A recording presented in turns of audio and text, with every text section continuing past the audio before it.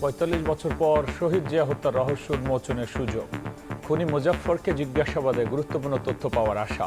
নেপথ্যের কারণ জানতে কমিশন গঠনের পরামর্শ।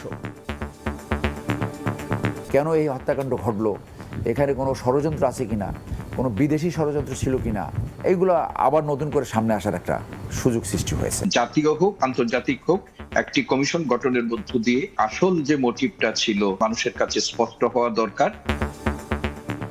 সামরিক আদালতে হবে মেজর মুজাফফরের বিচার, জানালেন স্বরাষ্ট্রমন্ত্রী। সেনা হেফাজত তাকে দেওয়া হয়েছে যাতে যে আইনে তাদের একই সহযোগীদেরকে বিচার করা হয়েছিল সেই আইনে বিচার করা যায়, সেটা সেনাবাহিনী দেখছে। দেখছিলেন প্রধান শিরোনাম। রাত 11টার সময় সঙ্গে আছি আমি গোলাম রাব্বি। এবার অন্যান্য শীর্ষ সংবাদ। জনগণকে বিভ্রান্ত করতে জুলাই সনদের ভুল ব্যাখ্যা করছে বিরোধী দল, অভিযোগ বিএনপির। গণভোটের রায় না মানলে রাজপথে আন্দোলনের হুঁশিয়ারি জামায়াতের। বন্যায় চট্টগ্রাম অঞ্চলে ক্ষতিগ্রস্ত 10 লাখের বেশি মানুষ, দ্রুত পুনর্বাসনের উদ্যোগ সরকারের। জরিপ করে দুর্গত সবার কাছে পৌঁছে দেওয়া হবে ত্রাণ, জানালেন দুই মন্ত্রী। 10 টাকাটা 100 টাকা নিলে দাও, নালে দাও। প্রতি ডজনে আপনার 10 টাকা করে বাড়ছে। সাধারণ মানুষের নাগালে বাইরে চলে গেছে। বন্যার প্রভাবে সবজির বাজারে আগুন, সরবরাহে ঘাটতির অজুহাতে দ্বিগুণ দাম। ঊর্ধ্বমুখী ডিমের দরও ডজনে বেড়েছে 10 টাকা। নওগাঁয় বাড়ছে সরু চালের দাম। ইতিহাস ঐতিহ্য বজায় রেখে পুরান ঢাকাকে আধুনিকায়নের উদ্যোগ।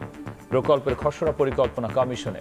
3 মাসের মধ্যে কাজ শুরুর আশা, বাস্তবায়নে জরুরি রাজনৈতিক সদিচ্ছা। এবং মহাকাব্যিক ফাইনালের আগে অনুশীলনে আর্জেন্টিনা স্পেন, বিশ্রামে মেসি। ইনজুরি থাকলেও খেলবেন ইয়ামাল পেদ্রো, জানালো স্প্যানিশ ফুটবল ফেডারেশন।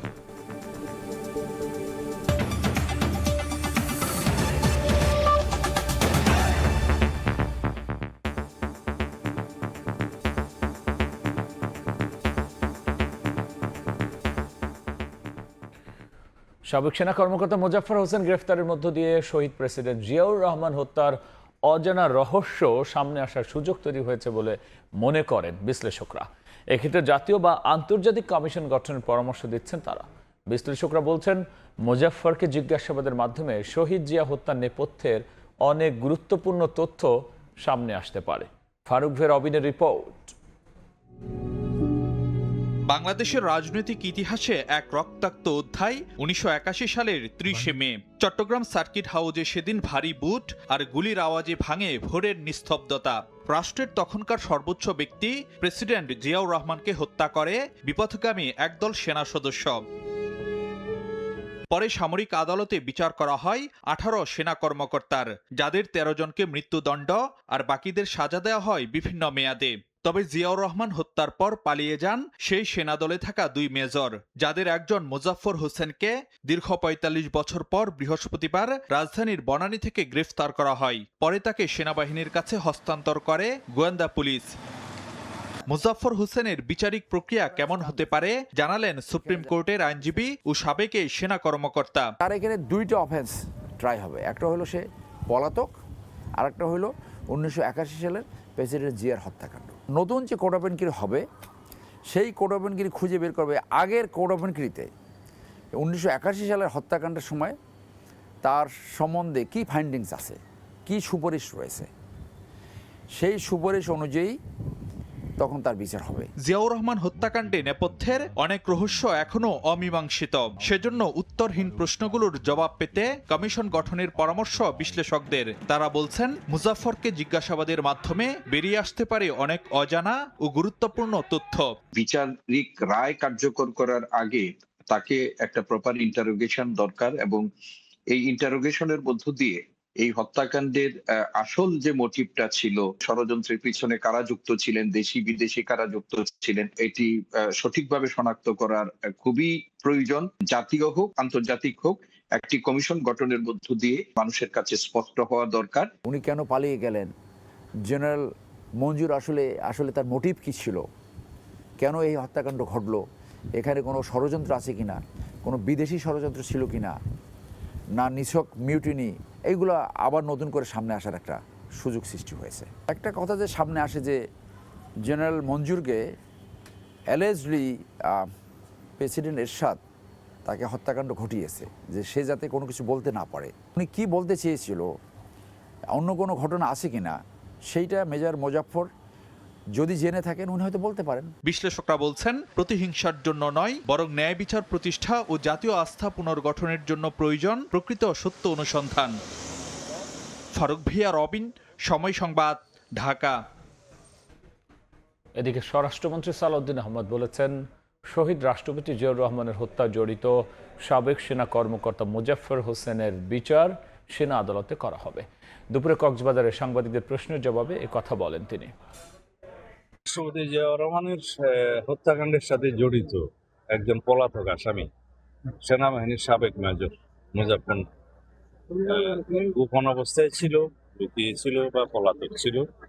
তার পুলিশ পাওয়া মাত্র আমাদের শৃঙ্খলা রক্ষাকারী বাহিনী তাকে গ্রেফতার করেছে এবং সেনা হেফাজতে তাকে দেওয়া হয়েছে, যাতে যেই আইনে তাদের একই সহযোগীদেরকে বিচার করা হয়েছিল সেই আইনে বিচার করা হয়। ঢাকা বিশ্ববিদ্যালয়ের চারুকলা নৃত্য উৎসব ঘন ঘটা নিয়ে বিস্তারিত থাকছে এই সংবাদের শেষাংশে। ক্ষমতায় যেতে বিরোধী দল জুলাইকে ব্যবহার করতে চায় বলে মন্তব্য করেছেন বিএনপির মহাসচিব মির্জা ফখরুল ইসলাম আলমগীর। জনগণকে বিভ্রান্ত করতে সনদ নিয়ে ভুল ব্যাখ্যার অভিযোগ তুলে তিনি বলেন, মুখরোচক কথা বলে জনগণকে উত্তেজিত করতে চান বিরোধীরা। জাতীয় প্রেসক্লাবে এক স্মরণ সভায় যোগ দিয়ে মির্জা ফখরুল আরও বলেন, সংবিধান সংশোধন ও স্বাক্ষরিত জুলাই সনদ বাস্তবায়নে সরকার প্রতিশ্রুতিবদ্ধ।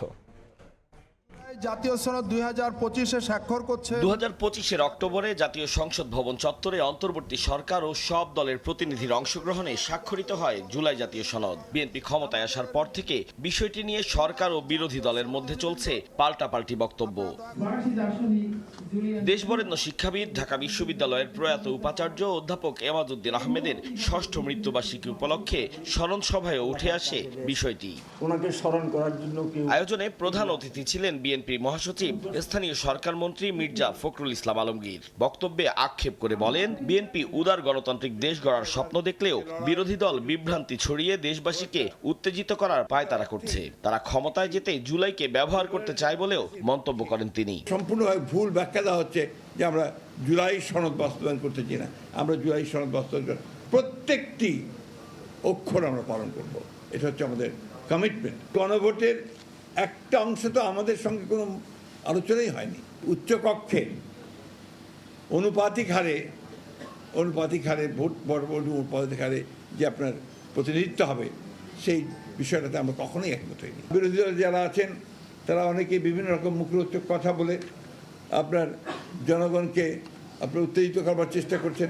মির্জা ফখরুল বলেন, বিএনপি সংসদের উচ্চকক্ষের বিষয়ে কখনোই একমত না হলেও তার ধোঁয়া তুলেই সংস্কার নিয়ে বিএনপিকে দোষারোপ করা হচ্ছে। এ সময় তিনি স্পষ্ট ভাষায় জানিয়ে দেন, সংবিধান সংস্কার নয়, সংশোধন করতে চায় বিএনপি। সংস্কারের কথা বলে, সংস্কার এই দেশে কারা এনেছে? বিএনপি এনেছে। একদলীয় শাসন ব্যবস্থা থেকে বহুদলীয় গণতন্ত্রের বিএনপি নিয়ে এসেছে। প্রেসিডেন্সিয়াল ফর্ম অফ গভর্নমেন্ট থেকে পার্লামেন্টারি ফর্ম অফ গভর্নমেন্টে বিএনপি নিয়ে এসেছে। আপনি তত্ত্বাবধায়ক সরকারের যে বিধান, সেই বিধানকে আমরাই পার্লামেন্টে সারা রাত কাজ করে আমরাই পাশ করেছি। আজকে তাই যখন এই সমস্ত কথাগুলো বলা হয়, তখন জনগণকে বিভ্রান্ত করার জন্যই বলা হয় বলে আমি মনে করি। সংবিধান সংস্কার আর সংবিধান সংশোধন, আমরা তো বরাবরই বলে এসেছি যে আমরা সংবিধান সংশোধন করতে চাই। আমরা সংবিধান সংস্কারের কথা কখনোই বলিনি। প্রধানমন্ত্রী তারেক রহমান বাবার যোগ্য সন্তান হিসেবেই দেশ গঠনে কাজ করে যাচ্ছেন বলে জানান সরকারের এই জ্যেষ্ঠ মন্ত্রী। করে নিয়ে আসার জন্য আতাউর কাউসার, সময় সংবাদ, ঢাকা। সংঘাত না ছেলে বিএনপিকে গণভোটের রায় মেনে নিয়ে সংবিধান সংস্কারের আহ্বান জানিয়েছেন জামায়াত ইসলামের সেক্রেটারি জেনারেল অধ্যাপক মিয়া গোলাম পরওয়ার। দুপুরে নরসিংদীতে জেলা জামায়াতের রুকুন সম্মেলনে প্রধান অতিথির বক্তব্যে কথা বলেন তিনি। এ সময় দাবি আদায়ে সংসদে ব্যর্থ হলে রাজপথে যাওয়া ছাড়া আর কোনো বিকল্প থাকবে না বলেও হুঁশিয়ারি দিয়েছেন তিনি। দিল্লি থেকে দেশে রাজনৈতিক অস্থিরতা সৃষ্টির অপচেষ্টা চলছে বলেও অভিযোগ করেন পরওয়ার। বিএনপি উচিত দেশকে সংঘাতের দিকে ঠেলে না দিয়ে পার্লামেন্টে সংবিধান সংস্কার পরিষদে অধিবেশন ডাকুন, শপথ গ্রহণ করুন এবং জুলাই সনদের আইনি ভিত্তির জন্য যে গণভোট হয়েছে, সেই গণভোটের রায় মেনে নিয়ে এটা কার্যকর করে সংবিধানে আপনারা সেই সংস্কারটা করুন। যদি সংসদে আমরা ব্যর্থ হই, তাহলে রাজপথে যাওয়া ছাড়া আমাদের আর কোনো বিকল্প পথ নেই। আমরা সব প্রতিবেশীর সাথে যেমন বন্ধুত্বপূর্ণ সম্পর্ক চাই, দেশের স্বার্থে ন্যায্য সম্পর্ক চাই, কিন্তু একের পর এক একটা দেশের রাজনীতি, সরকার এবং জাতীয় স্বার্থের বিরুদ্ধে কেউ পদক্ষেপ নিলে দেশের জনগণ তো সেটা পছন্দ করে। আওয়ামী লীগের রাজনীতির ভিত্তি ফ্যাসিবাদ, প্রতারণা আর ভণ্ডামি, এমন অভিযোগ করেছেন বিএনপির সিনিয়র যুগ্ম মহাসচিব রুহুল কবির রিজভী। তার ভাষায়, শেখ হাসিনার শাসনে যে রক্তাক্ত অধ্যায়ের জন্ম হয়েছে সেই ইতিহাসের পুনরাবৃত্তি হতে দেওয়া হবে না। একই সঙ্গে জুলাই হত্যাকাণ্ডের বিচার নিশ্চিতের দাবি জানান বিভিন্ন রাজনৈতিক দলের নেতারা। সেই ভয়াল দিনের স্মৃতি আর শহীদদের আত্মত্যাগকে স্মরণ করতেই আবারও জড়ো হন আন্দোলনের সহযোদ্ধা, শহীদ পরিবার এবং বিভিন্ন রাজনৈতিক দলের নেতারা। শুক্রবার বিকেলে রাজধানীর যাত্রাবাড়ি থানার সামনে যাত্রাবাড়ি প্রতিরোধ দিবস উপলক্ষে আয়োজিত সমাবেশ যেন পরিণত হয় জুলাই গণ অভ্যুত্থানের স্মৃতিচারণ আর ভবিষ্যতের রাষ্ট্র গঠনের প্রত্যয়ের মঞ্চে। সমাবেশে প্রধান অতিথির বক্তব্যে বিএনপির সিনিয়র যুগ্ম মহাসচিব রুহুল কবির রিজভী বলেন, শিশু কিশোর ও তরুণদের হত্যার দায়ে অভিযুক্ত শেখ হাসিনার দেশের রাজনীতি করা তো দূরের কথা, পুনর্বাসনেরও কোনো সুযোগ নেই। শেখ হাসিনা যদি এদেশে ফেরত এসে রাজনীতি করতে চান, তাহলে ইয়াহিয়া খানের যে উত্তরসূরি আছে, টিক্কা খানের যে উত্তরসূরি আছে, তাদেরও আনতে হবে, কারণ ওদেরকে তো বর্বর রক্ত পিপাসু বলে মানুষে জানে। শেখ হাসিনা তার চেয়ে কম কি করছেন, এদের প্রত্যাবর্তন হবে কি করে, এটা তো আমার মাথায় আসে না। আর জুলাই সনদের প্রতিটি অক্ষর বাস্তবায়ন করা হবে বলে জানান গণ অধিকার পরিষদের সভাপতি নুরুল হক নূর। আমি মাননীয় প্রধানমন্ত্রীকে ধন্যবাদ জানাই। উনি বারবার এগিন বলতেছেন যে এই জুলাই সনদ আমরা সংসদ ভবনের দক্ষিণ প্লাজায় স্বাক্ষর করেছি, তার প্রতিটি অক্ষর আমরা বাস্তবায়ন করব। দক্ষিণ সিটি কর্পোরেশনের প্রশাসক আব্দুস সালাম জানান, রাজধানীর ওসমানী উদ্যানে নির্মাণাধীন জুলাই স্মৃতিস্তম্ভের পাশাপাশি যাত্রাবাড়িতেও নির্মিত হবে আরও একটি স্মৃতিস্তম্ভ। সেখানে সংরক্ষণ করা হবে জুলাই অভ্যুত্থানের শহীদদের নাম ও আত্মত্যাগের ইতিহাস।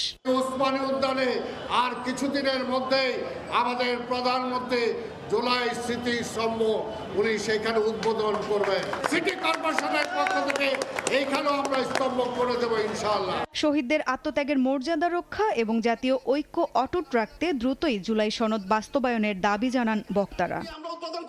মাধবী তন্নি, সময় সংবাদ, ঢাকা। বন্যা চট্টগ্রাম অঞ্চলে ক্ষতিগ্রস্ত 10 লাখের বেশি মানুষ। বন্যা পরবর্তী পুনর্বাসনে সরকার কাজ করছে বলে জানিয়েছেন অর্থমন্ত্রী। আর জরিপ করে দুর্গত সবার কাছে সহায়তা পৌঁছে দেওয়া হবে বলে জানিয়েছেন স্বরাষ্ট্রমন্ত্রী। বন্যার পানি নেমেছে, কিন্তু শুকায়নি ক্ষয়ক্ষতির চিহ্ন। বন্যায় কেবল আবাসস্থল নয়, কেড়ে নিয়েছে ফসল ও জীবিকার ভরসাও। শুক্রবার সকালে চট্টগ্রামের পতেঙ্গায় দুর্গত এলাকা পরিদর্শন করেন অর্থ ও পরিকল্পনা মন্ত্রী আমির খসরু মাহমুদ চৌধুরী। এই সময় বন্যার্তদের মাঝে ত্রাণ সহায়তা দিয়ে বলেন, বন্যায় চট্টগ্রামে 7 লাখ মানুষ ক্ষতিগ্রস্ত হয়েছে। দ্রুত বন্যা পরবর্তী পুনর্বাসনে কাজ করছে সরকার। সবাইকে তো চাল দেওয়া হচ্ছে, রান্না করে খাওয়া দেওয়া হচ্ছে, শুকনো খাবার দেওয়া হচ্ছে, এবং এরপরে পুনর্বাসনের কাজ শুরু হয়ে যাচ্ছে ইতিমধ্যে। এবং পুনর্বাসন কাজ চলবে যতক্ষণ পুনর্বাসন সম্পাদন না হবে পুরোপুরিভাবে, ততক্ষণ পুনর্বাসনের কাজ চলবে। সড়ক যেগুলো ভেঙে গেছে সবগুলো মেরামত করার জন্য নির্দেশ দেওয়া হয়েছে, ইতিমধ্যে সে কাজ শুরু হয়ে গেছে। 2 দিনের সফরে কক্সবাজারে স্বরাষ্ট্রমন্ত্রী সালাউদ্দিন আহমদ। চকরিয়ার ফাঁসিয়াখালী বন্যা কবলিত এলাকা পরিদর্শন করেন মন্ত্রী। বলেন, সরকারিভাবে জরিপ করে বন্যা দুর্গত সবার কাছে পৌঁছে দেওয়া হবে ত্রাণ সহায়তা। ক্ষতিগ্রস্ত সড়ক, শিক্ষা প্রতিষ্ঠান সহ বিভিন্ন অবকাঠামো মেরামত করা হবে। আমরা সরকারিভাবে জরিপ পরিচালনা করছি। এই জরিপের ফলাফলের ভিত্তিতে সমস্ত ক্ষতিগ্রস্ত মানুষের পাশে, আমরা কৃষকদের পাশে আমরা আমাদের যথাযথ সরকারি এবং বেসরকারি সহযোগিতা নিয়ে আমরা দাঁড়াবো। এদিকে বান্দরবান জেলা পরিষদে বন্যায় ক্ষতিগ্রস্ত পরিবারের মাঝে ত্রাণ বিতরণ অনুষ্ঠানে পার্বত্য চট্টগ্রাম বিষয়ক মন্ত্রণালয়ের প্রতিমন্ত্রী ব্যারিস্টার মীর হেলাল বলেন, ক্ষতিগ্রস্তদের তালিকা প্রস্তুত করে পর্যায়ক্রমে পুনর্বাসন করা হবে। পরবর্তী সময় ওনারা যে ক্ষয়ক্ষতির শিকার হচ্ছে, আমরা যেন কিছুটা হলেও সরকারের পক্ষ থেকে বা রাষ্ট্রের পক্ষ থেকে তাদেরকে আবার পুনর্বাসনে বা স্বাভাবিক জীবনে ফেরত যেতে আমরা যেন সেই সাহায্যটা তাদেরকে করতে পারি। পরে জেলা শহরের বিভিন্ন এলাকা এবং রোয়াংছড়ি উপজেলার দুর্গম বন্যা কবলিত এলাকা পরিদর্শন করে ত্রাণ সামগ্রী বিতরণ করেন প্রতিমন্ত্রী। তানজিল হাসনাত, সময় সংবাদ। বৃষ্টিবন্যা বৈরী আবহাওয়ার প্রভাবে রাজধানীর সবজির বাজারে আগুন। বেশিরভাগ সবজি বাড়তি 40 থেকে 60 টাকা কেজিতে বিক্রি হচ্ছে। এদিকে সপ্তাহ ব্যবধানে মুরগির দাম অপরিবর্তিত থাকলেও ডজনে 10 টাকা বেড়েছে ডিমের দাম। চড়া মাছের বাজারও। টানা বৃষ্টি, বন্যা ও বৈরী আবহাওয়ার প্রভাবে যেন আগুন লেগেছে রাজধানীর সবজির বাজারে। সপ্তাহ ব্যবধানে বেশিরভাগ সবজির দাম কেজিতে 40 থেকে 60 টাকা পর্যন্ত বেড়েছে। এতে সাধারণ ক্রেতারা বাড়তি খরচের চাপে পড়লেও বিক্রেতাদের সোজাসাপটা উত্তর, বৃষ্টিতে কমেছে সরবরাহ। আমি 20 মিনিট ধরে ব্যাগ নিয়ে ঘুরতাছি, দাম শুনে খালি পিছিয়ে যায়, মানে কিনবো সে সাহসটা আমি পাচ্ছি না। যেখানে সবজি এখানে বৃষ্টি হয়েছে, বৃষ্টির কারণে নষ্ট হয়ে গেছে অনেক সবজি। সাপ্তাহিক ছুটির দিন রাজধানীর কারওয়ান বাজারে কাঁচা মরিচ বিক্রি হচ্ছে 120 থেকে 160 টাকা কেজি, শসা 200, গাজর 160 আর বেগুন ছাড়িয়েছে 120 টাকা। বৃষ্টি আর বন্যা আর কাঁচামরিচ তো উৎপাদন হয় নিচু এলাকায়, পানি আর বন্যা যদি হয় তো গাছ মাছ সব তো মরে যাবে না। কারণ বাজার দাঁড়ায় কাস্টমারের চেহারা দিয়ে দাম কইতে ভয় করে। শুধু সবজিই নয়, চড়েছে মধ্যবিত্তের আমিষের চাহিদা মেটানো ডিমের দামও। সপ্তাহ ব্যবধানে 10 টাকা বেড়ে প্রতি ডজন লাল ডিম বিক্রি হচ্ছে 135 আর সাদা ডিম 120 টাকায়। এর সাথে একটু বেশি আছে, কারণ আপনার গেছে শুক্রবার আমরা ডিম বিক্রি করছি লালটা 120 টাকা, সাদাটা 110 টাকা। ঊর্ধ্বমুখী মাছের বাজারও প্রতি কেজি রুই মাছ কিনতে গুনতে হচ্ছে 360 থেকে 380 টাকা। এছাড়া কাতলা 320 থেকে 350, তেলাপিয়া 250 থেকে 260 এবং পাঙ্গাস ও কই মাছ বিক্রি হচ্ছে 180 থেকে 200 টাকা কেজি দরে। বর্ষা এই জন্য মাছ ধরতে পারে নাই, আসে নাই, দাম অনেক বেশি। ব্যবসায়ীদের দাবি, আবহাওয়া স্বাভাবিক হলে সরবরাহ পরিস্থিতিও আগের তুলনায় চাঙ্গা হবে। শিমুল হোসেন, সময় সংবাদ, ঢাকা। বিশ্বকাপ ফুটবলের খবর। বিশ্বকাপের মহাকাব্যিক ফাইনালের আগে অনুশীলন করেছে আর্জেন্টিনা ও স্পেন। বিশ্রামে ছিলেন মেসি সহ বেশিরভাগ তারকা। তবে দলকে ব্যাক টু ব্যাক শিরোপা উপহার দিতে বড় ভূমিকা রাখতে চান স্ট্রাইকার লাউতারো মার্টিনেজ। এদিকে ফ্রান্সের ডিফেন্ডারদের আক্রমণে ইনজুরিতে পড়েছেন লামিন ইয়ামাল ও পেড্রো পোরো। ওয়ার্কলোড ম্যানেজমেন্টে আলাদাভাবে প্রস্তুতি সেরেছেন দুজন। তবে এই দুই ফুটবলার খেলবেন বলে নিশ্চিত করেছে স্প্যানিশ ফুটবল ফেডারেশন। লুসেইলে মরুর বুকে ঝড় তোলার 4 বছর পর আরও একটা শিরোপা থেকে মাত্র 1 ম্যাচ দূরে আর্জেন্টিনা। মহাকাব্যিক ফাইনালে আলবিসেলেস্তের সামনে 2024 সালের ইউরো চ্যাম্পিয়ন স্পেন। গত মার্চের ফিনালিসিমার উত্তাপ এবার দ্য গ্রেটেস্ট শো অন আর্থের মঞ্চে। বিশ্বকাপের শুরু থেকেই কখনো রেফারি, কখনো আবার ফিফার সুবিধাভোগী দল, এমন অনেক সমালোচনা সঙ্গী হয়েছে বর্তমান চ্যাম্পিয়নদের। তবে একের পর এক ম্যাচে পিছিয়ে পড়েও প্রত্যাবর্তনের গল্প লিখে সমালোচনার দাঁত ভাঙা জবাব দিয়েছে আর্জেন্টিনা। ইংল্যান্ড ম্যাচের পর আরও আত্মবিশ্বাসী কাতার বিশ্বকাপ জয়ীরা। আর্জেন্টিনা প্রমাণ করেছে তারা সুবিধাভোগী দল নয়। উঠতে থাকা ইংল্যান্ডকে মাটিতে নামানোর পর অনেকটাই নির্ভর আলবিসেলেস্তে। সেমিফাইনালের পর প্রথম অনুশীলনে তাই বিশ্রামে ছিলেন দলের প্রাণভ্রমরা লিওনেল মেসি সহ একাধিক তারকা। তবে একেবারেই আলাদা লাউতারো মার্টিনেজ। ইংল্যান্ডের বিপক্ষে অগ্নি পরীক্ষায় তার গোলেই জয় নিশ্চিত হয় আর্জেন্টিনার। শেষ সময়ে বদলি নেমে প্রতিটা ম্যাচেই আলো ছড়াচ্ছেন। 2024 সালের মায়ামি গার্ডেন্সে কোপা আমেরিকার ফাইনালেও কলম্বিয়ার বিপক্ষে 112 মিনিটে গোল করে আর্জেন্টিনাকে শিরোপা উপহার দিয়েছিলেন এই লাউতারো। ব্যাক টু ব্যাক আর্জেন্টিনাকে বিশ্বকাপের শিরোপা উপহার দেওয়ার স্বপ্নযাত্রায়ও কান্ডারের ভূমিকা পালন করতে চান লাউতারো। তাই তো প্রস্তুতিতে কোনো ছাড় দেননি ইন্টার মিলান স্ট্রাইকার। প্রতিপক্ষ স্পেন বিশ্বকাপের সবচেয়ে গোছালো দল। পাউ কুবার্সি, মার্ক কুকুরেয়াদের মতো বিশ্বসেরা রক্ষণভাগ, মাঝমাঠে রদ্রি পেদ্রিদের মতো তারকা নিয়ে শিরোপার দাবিদার লা রোহা। 16 বছর পর ফাইনালে ওঠা শিরোপায় রাঙাতে চায় লুই দে লা ফুয়েন্তের দল। নিউ জার্সির ফাইনালের জন্য পুরো দল যখন একপাশে ব্যস্ত অনুশীলনে, তখন আলাদাভাবে প্রস্তুতি সেরেছেন লামিন ইয়ামাল ও পেদ্রো পোরো। ফ্রান্সের বিপক্ষে ম্যাচে লুকাস দিগনে ও থিও হার্নান্দেজদের একের পর এক আক্রমণ সহ্য করেছেন ইয়ামাল। হালকা চোট রয়েছে তার ও পেদ্রোর, তাই তো ওয়ার্কলোড ম্যানেজমেন্টের জন্য তাদের আলাদাভাবে অনুশীলনের সুযোগ দেন কোচ। তবে ফাইনালে এই দুই তারকা খেলবেন বলে নিশ্চিত করেছে Spanish football federation. 30 degree Celsius তাপমাত্রায় অনুশীলন করা বেশ কষ্টসাধ্য ছিল স্পেনের জন্য। নিউ জার্সির কন্ডিশনের সঙ্গে মানিয়ে নেওয়াটাই বড় চ্যালেঞ্জ হিসেবে দেখছেন কোচ লুই দে লা ফুয়েন্তে। পারভিন আক্তার, সময় সংবাদ। বিশ্বকাপের ফাইনালে ঠিকই দেখা যাবে মার্কিন প্রেসিডেন্ট ডোনাল্ড ট্রাম্পকে। তাকে দিয়ে বিজয়ী দলের হাতে শিরোপা তুলে দেওয়া হবে বলে জানিয়েছে হোয়াইট হাউস। ট্রফি জয়ী দলকে যুক্তরাষ্ট্রের ক্রীড়া ঐতিহ্যের চ্যাম্পিয়নশিপ রিং উপহার দেওয়া হবে। আর মাত্র কয়েক ঘন্টার অপেক্ষা, তারপরে বিশ্ব ফুটবলের সবচেয়ে কাঙ্ক্ষিত ট্রফির নতুন মালিকের নাম লেখা হবে ইতিহাসে। সব প্রস্তুতি শেষ, সোনালী ট্রফিও পৌঁছে গেছে গন্তব্যে। বিশ্বকাপের সবচেয়ে কাঙ্ক্ষিত ট্রফির যাত্রাও হচ্ছে রাজকীয় আয়োজনে। ফরাসি বিলাসবহুল ব্র্যান্ড লুই ভিতো তৈরি করেছে বিশ্বকাপ ট্রফির বিশেষ ট্রাঙ্ক সোনালী ভি, যার অর্থ ভিক্টোরি। বিশেষ চামড়ার আস্তরণ, সোনালী কারুকাজ আর ফিফার স্মারকে সাজানো এই ট্রাঙ্কে করেই ফাইনালের ভেন্যুতে পৌঁছাবে ফুটবল বিশ্বের সবচেয়ে মূল্যবান পুরস্কার। ম্যানহাটনে আয়োজিত প্রদর্শনীতে ট্রফি উন্মোচন করেন। পাশাপাশি বিশ্বকাপের থিম হাতে আঁকা বিশেষ ট্রাঙ্কও প্রদর্শন করা হয়। বিশ্বকাপ ফাইনালের গ্যালারিতেও থাকছে বাড়তি আকর্ষণ। পুরো বিশ্বকাপের কোনো ম্যাচে মাঠে না গেলেও ফাইনালে প্রথমবারের মতো উপস্থিত থাকছেন যুক্তরাষ্ট্রের president Donald Trump. White house জানিয়েছে শুক্রবার ফিফার সংবর্ধনায় অংশ নেওয়ার পর রোববার তিনি সরাসরি দেখবেন স্পেন আর্জেন্টিনার শিরোপা নির্ধারণী লড়াই। জিয়ান্নি ইনফান্তিনোর সঙ্গে মার্কিন প্রেসিডেন্টই বিজয়ী দলের হাতে তুলে দেবেন স্বপ্নের বিশ্বকাপ ট্রফি। ট্রফির পাশাপাশি আরও চমক থাকবে বিশ্বকাপ জয়ী দলের জন্য। মার্কিন ক্রীড়া সংস্কৃতির ঐতিহ্য সোনা আর হীরায় খচিত বিশেষ চ্যাম্পিয়নশিপ রিং দেয়া হবে ফুটবলার ও টিম ম্যানেজমেন্টের সদস্যদের। বিশ্বকাপের ইতিহাসে এমনটা হবে এবারই প্রথম। ট্রাম্প ছাড়াও বাকি দুই আয়োজক দেশ কানাডা ও মেক্সিকোর সরকার প্রধানরাও ফাইনালে থাকার কথা রয়েছে। তবে কুসংস্কারে বিশ্বাস করা আর্জেন্টিনার প্রেসিডেন্ট হাভিয়ের মিলেই স্টেডিয়ামে যাবেন না বলে জানিয়েছেন। আগের ম্যাচগুলোর মতো নিজ বাসভবনে বসেই ফাইনাল জয়টাও ঘরে বসে দেখতে চান মিলেই। তিনি না গেলেও স্পেনের রাজা ষষ্ঠ ফিলিপির ফাইনাল দেখতে যাওয়ার কথা রয়েছে। এদিকে এবারের এই বিশ্বকাপকে যুক্তরাষ্ট্রের ইতিহাসে সবচেয়ে সফল আয়োজন বলে দাবি করেছে হোয়াইট হাউস। অন্য দুই আয়োজক কানাডা, মেক্সিকোতেও সফল ফিফা। তামিম হোসেন, সময় সংবাদ। বিগত বছরগুলোতে দেশের সম্পদ পাচার হওয়ায় অর্থনীতি চ্যালেঞ্জের মুখে পড়েছে বলে মন্তব্য করেছেন স্থানীয় সরকার মন্ত্রী মির্জা ফখরুল ইসলাম আলমগীর। রাতে রাজধানীর খিলক্ষেতে বাংলাদেশ অ্যাপারেল জেনারেল ম্যানেজার্স অ্যাসোসিয়েশনের বার্ষিক সভায় তিনি এই মন্তব্য করেন। বলেন, দেশের অর্থনীতির মূল চালিকা শক্তি হতে পারে বেসরকারি শিল্প খাত, তাই গার্মেন্টস শিল্পের ব্যাংক ঋণের সুদ কমানোর জন্য কাজ করছে সরকার। এ সময় রাজনৈতিক কাঠামোকে গণতান্ত্রিক পথে নিয়ে যাওয়ার প্রত্যয় ব্যক্ত করেছেন বিএনপি মহাসচিব। ভঙ্গুর দেশকে নতুন করে গড়ে তুলতে জুলাইয়ের ঐক্যকে সমুন্নত রাখার আহ্বান জানান মির্জা ফখরুল ইসলাম আলমগীর।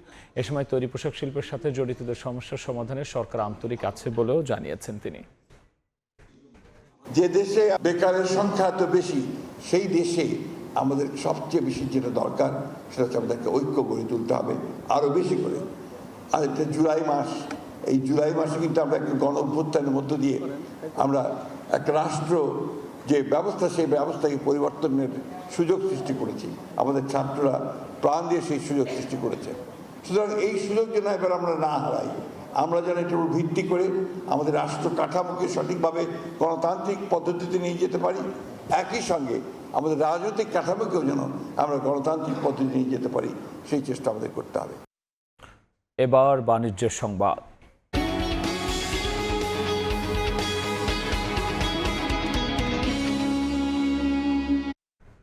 বাংলাদেশ এখনো উল্লেখযোগ্য মাত্রায় রাজস্ব, আর্থিক খাত ও মুদ্রাস্ফীতিজনিত চ্যালেঞ্জ থাকায় চলতি অর্থবছর প্রবৃদ্ধি ৩.৫% নেমে আসতে পারে বলে মনে করছে সম্প্রতি সফররত IMF এর ফ্যাক্ট ফাইন্ডিং মিশন। মুদ্রাস্ফীতি পরিস্থিতি সামাল দিতে রাজস্ব আয় বৃদ্ধি, ভর্তুকি কমানো সহ নানা পরামর্শ এসেছে IMF এর প্রাথমিক পর্যালোচনায়।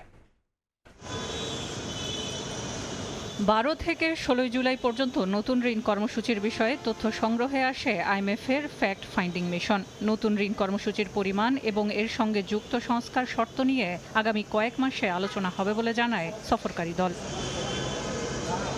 তবে সংগৃহীত প্রাপ্ত তথ্যের ভিত্তিতে IMF জানায়, উচ্চ মূল্যস্ফীতি, সরকারের সীমিত রাজস্ব আয়ের কারণে আর্থিক চাপ, ব্যাংক খাতের দুর্বলতা ও ঝুঁকির কারণে বড় ধরনের সমস্যার মুখোমুখি বাংলাদেশ।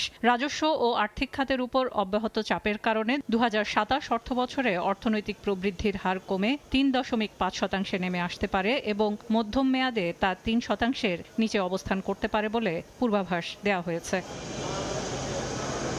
এছাড়া মধ্যপ্রাচ্যের যুদ্ধের কারণে বিশ্ববাজারে জ্বালানি ও অন্যান্য পণ্যের দাম বেড়েছে, সরবরাহ ব্যবস্থায় বিঘ্ন ঘটছে, ভর্তুকির ব্যয় বেড়েছে, আমদানি ব্যয় বৃদ্ধি পাওয়ায় বৈদেশিক খাতেও চাপ তৈরি হয়েছে, যা প্রভাব ফেলবে বাংলাদেশের ওপর। এমন পরিস্থিতি থেকে কর আদায় ও রাজস্ব সংগ্রহ বাড়ানো, অপ্রয়োজনীয় ভর্তুকি কমানো এবং দরিদ্র জনগোষ্ঠীকে লক্ষ্যভিত্তিক সামাজিক সহায়তা দেওয়া এবং মূল্যস্ফীতি কমাতে কঠোর মুদ্রানীতি এবং সতর্ক রাজস্ব নীতি বজায় রাখার উপর জোর দিচ্ছে IMF। এছাড়া দুর্বল ব্যাংকগুলোকে পুনর্গঠন ও একটি বিশ্বাসযোগ্য সংস্কার কর্মসূচি বাস্তবায়নের পরামর্শ IMF-এর। সেলিয়া সুলতানা, সময় সংবাদ, ঢাকা। পুরান ঢাকাকে আরবান রিজেনারেশন ধারণায় সাংহাই মডেলে পুনর্গঠন করতে চায় সরকার। প্রকল্পের আওতায় ঐতিহাসিক স্থাপনা সংরক্ষণ করে প্রাথমিক উন্নয়ন প্রকল্প প্রস্তাব পাঠানো হয়েছে পরিকল্পনা কমিশনে। আগামী 3 মাসের মধ্যেই কাজ শুরু করবে রাজউক। বিশেষজ্ঞরা বলছেন, রাজনৈতিক সদিচ্ছা ছাড়া এমন প্রকল্পের বাস্তবায়ন সম্ভব নয়। শফিকুজ্জামান রুবেলের রিপোর্ট। পাশাপাশি দুটি শহর, বুড়িগঙ্গা তীর ঘেঁষে রাজধানী ঢাকা আর হোয়াংপু উপনদীর তীরে চীনের বাণিজ্যিক রাজধানী সাংহাই। উন্নত ঝকঝকে সাংহাই হলেও এখনও অন্ধকারে নিমজ্জিত পুরান ঢাকা। 52 বাজার 53 গলি খ্যাত পুরান ঢাকার শতবর্ষী ভবন, সরু রাস্তা, অতিরিক্ত জনঘনত্ব, অগ্নিঝুঁকি, যানজট যেন বাসিন্দাদের নিয়তি। ফায়ার সার্ভিস, অসুস্থতায় অ্যাম্বুলেন্স দুটোই সময় মতো পৌঁছানো কঠিন। দীর্ঘদিনের অপরিকল্পিত নগরায়ন পুরান ঢাকাকে করেছে ঝুঁকিপূর্ণ ও অস্বস্তিকর। অনেক জায়গায় পানি জমা থাকে, পানিটা ঠিক মতো যায় না, ঠিক আছে। আর রাস্তাঘাট আর কি যানজট, একটা আগুন লাগলে ফায়ার সার্ভিস ঢুকার কাজ জানে, নির্ঘাত ঝোলে পুরো ছাই। চিপা চাপায় কেমনি একটা অ্যাম্বুলেন্স ঢুকতে পারবো? একটা ফায়ার সার্ভিস আগুন লাগলে ফায়ার সার্ভিস পাইপ ছাড়া কিছু ঢুকতে পারবো না। এই বাস্তবতা বদলাতে সরকার নিয়েছে পুরান ঢাকার মহাপরিকল্পনা। সাংহাই মডেল অনুসরণ করে ঐতিহাসিক ও সাংস্কৃতিক ঐতিহ্য অক্ষুণ্ণ রেখে এলাকাটিকে পরিকল্পিত বাসযোগ্য ও আধুনিক নগর হিসেবে গড়তে চায় সরকার। প্রকল্পের খসড়া এর মধ্যে পরিকল্পনা কমিশনে পাঠিয়েছে রাজধানী উন্নয়ন কর্তৃপক্ষ রাজউক। শিগগির প্লট ভিত্তিক কার্যক্রম শুরুর আশা কর্তৃপক্ষের। হংকং, সাংহাই, টোকিও সিটি পরিবর্তন আসছে। আমরা চাই যে সেই আদলে ওল্ড ঢাকার ঐতিহ্যকে সংরক্ষণ করে আমরা নিতে চাই। প্রধানমন্ত্রী আমাদেরকে নির্দেশনা দিয়েছে, একটা মৃতপ্রায় যে একটা নগর জীবন, সেটাকে আমরা একটা পুনর্জীবন করে একটা আরবান লাইফ, একটা ডাইনামিক লাইফ আমরা দিতে চাই। বিশেষজ্ঞরা বলছেন, পুরান ঢাকা আরবান রিজেনারেশন ইতিবাচক, তবে প্রথমে ব্লক ডেভেলপমেন্ট করে পাইলট প্রকল্প বাস্তবায়ন করে জনগণকে সম্পৃক্ত করতে হবে। এ ধরনের মেগা প্রকল্পে রাজনৈতিক সদিচ্ছা থাকাও গুরুত্বপূর্ণ। পাবলিক, প্রাইভেট এবং পিপলস পার্টিসিপেশন, এইটার মধ্যে দিয়ে একটা নতুন ধারণা তৈরি করা জরুরি। ভিত্তিতে যদি 4-5টা কর্মসূচি ভিত্তিক বড় বড় প্রকল্প সরকার, ন্যাশনাল হাউজিং অথরিটি অথবা রাজুকের মাধ্যমে আজকে নেয়, আগামী 3 বছরের মধ্যে সিঙ্গাপুরের মতো একটা বড় পরিবর্তনের ধারা সূচিত হবে। পুরান ঢাকার এই পুনর্গঠন প্রকল্প বাস্তবায়নে প্রাক্কালিক ব্যয় ধরা হয়েছে 5,258 কোটি 40 লাখ টাকা। আগামী 3 মাসের মধ্যেই প্রাথমিক কাজ শুরুর সম্ভাবনা রয়েছে। আধুনিক নগরের স্বপ্ন দেখে পুরান ঢাকাবাসী, তবে তাদের প্রত্যাশা তাদের ইতিহাস, ঐতিহ্য ও সংস্কৃতি অক্ষুণ্ণ রেখে সরকার যাতে যুগোপযোগী ব্যবস্থা গ্রহণ করে, এতে দেশের সংস্কৃতির সাথে আধুনিক জীবনের এক মেলবন্ধন ঘটবে। শফিকুজ্জামান রুবেল, সময় সংবাদ, ঢাকা। হাসপাতালে বর্জ্য নির্ধারিত স্থানে ফেলার জন্য বিশেষ গুরুত্ব দেওয়ার আহ্বান জানিয়েছেন ঢাকা উত্তর সিটি কর্পোরেশনের প্রশাসক শফিকুল ইসলাম খান মিল্টন। দুপুরে শেওড়াপাড়ায় একটি হাসপাতালের উদ্বোধন অনুষ্ঠানে তিনি কথা বলেন। তিনি বলেন, হাসপাতালের বর্জ্য ব্যবস্থাপনা সিটি কর্পোরেশন দায়িত্ব নয়, বর্জ্যের জন্য আলাদা ব্যবস্থা রয়েছে। এ বিষয়ে কোনো ধরনের অবহেলা করা যাবে না। হাসপাতালের সামনে ময়লার বিন স্থাপনেরও পরামর্শ দেন প্রশাসক। এলাকার মানুষের জন্য মানসম্মত ও নিরবিচ্ছিন্ন স্বাস্থ্যসেবা নিশ্চিত করতে হাসপাতাল কর্তৃপক্ষকে সতর্ক থাকার কথা বলেন তিনি। কক্সবাজারের মহেশখালীর দুর্গম পাহাড়ে গোপনে চলছিল অবৈধ আগ্নেয়াস্ত্র তৈরির কারখানা। সেই আস্তানা থেকে কুখ্যাত মিন্টু বাহিনীর প্রধান ইমাম হোসেন মিন্টুকে গ্রেফতার করার পাশাপাশি জব্দ করা হয়েছে 5টি 1 বন্দুক, 9টি দেশীয় পিস্তল, বিপুল পরিমাণ গুলি, কার্তুজ এবং অস্ত্র তৈরির সরঞ্জাম। কোস্ট গার্ডের দাবি, মিন্টুকে গ্রেফতারের মাধ্যমে উপকূলীয় অঞ্চলে অবৈধ অস্ত্রের বড় একটি নেটওয়ার্কে আঘাত হানা সম্ভব হয়েছে। কক্সবাজারের মহেশখালীর হোয়ানকের গহীন পাহাড়ে গড়ে উঠেছে সন্ত্রাসী চক্রের গোপন আস্তানা। সেখানে অবৈধভাবে তৈরি করা হচ্ছে আগ্নেয়াস্ত্র, যা সরবরাহ করা হচ্ছে সারা দেশে। অস্ত্র ব্যবসায়ের পাশাপাশি জলদস্যুতা, পর্যটকদের উপর হামলা, ডাকাতি ও নানা সন্ত্রাসী কর্মকাণ্ডে জড়িত হয়ে চক্রটি এলাকায় আতঙ্ক সৃষ্টি করে আসছিল বলে তথ্য পায় কোস্টগার্ড।